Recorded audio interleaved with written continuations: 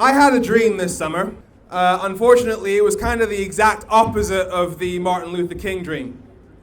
It was a dream that I was being physically dragged from my car because some people had judged me by the color of my skin. Unfortunately, that dream bled into reality. I woke up, I had my fist clenched, I was looking around the room because I thought it was real. Because there are people currently now sitting in Parliament, like Nigel Farage, who are trying to make that dream a reality for many millions of ethnic minority people around the country. So this stuff is real for me in a very visceral way. That's what Nigel Farage has done to us. And if Keir Starmer, if the Labour MPs in there don't drastically improve people's quality of life over the next few years in a way that they can feel, and he doesn't actually make the case that it is progressive values and progressive policies like Rejoin the EU single market that is the reason why things are getting better, then come the next election, people will have lost faith in both the Labour Party and the Conservative Party, and then Nigel Farage will stroll into Downing Street over the crunching bones of the two previous parties. That is the reality. That's what's at stake here if we don't do absolutely everything in our power to address the cost of living crisis. And we know that Brexit is a major drag on our quality of life. All the experts have made that very, very clear to us.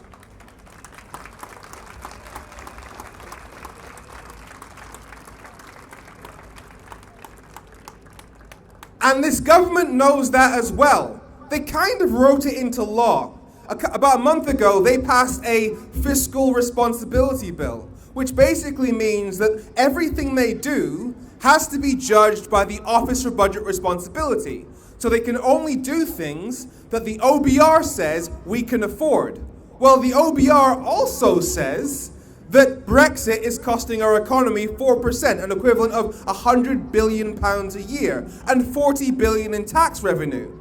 So, according to their own laws, they have to do everything in their power to essentially undo Brexit. They've written that law themselves.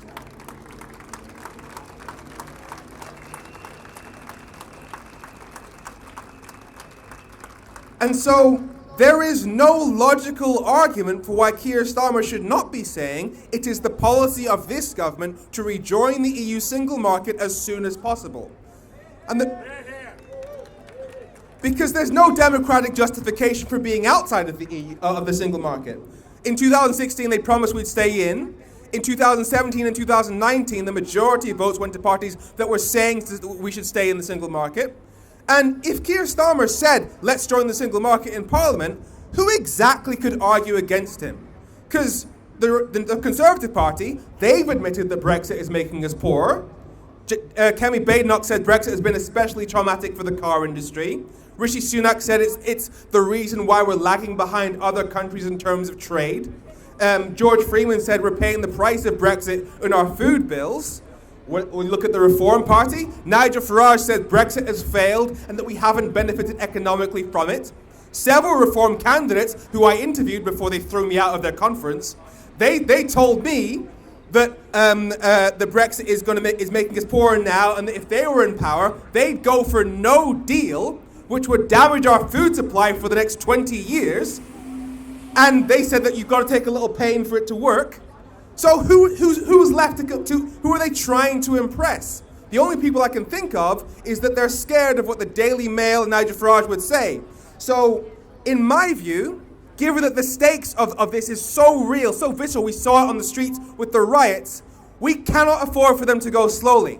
They might be able to afford to take it slowly with undoing Brexit, but the working class people of this country, ethnic minority people in this country, we cannot afford to wait. Thank you.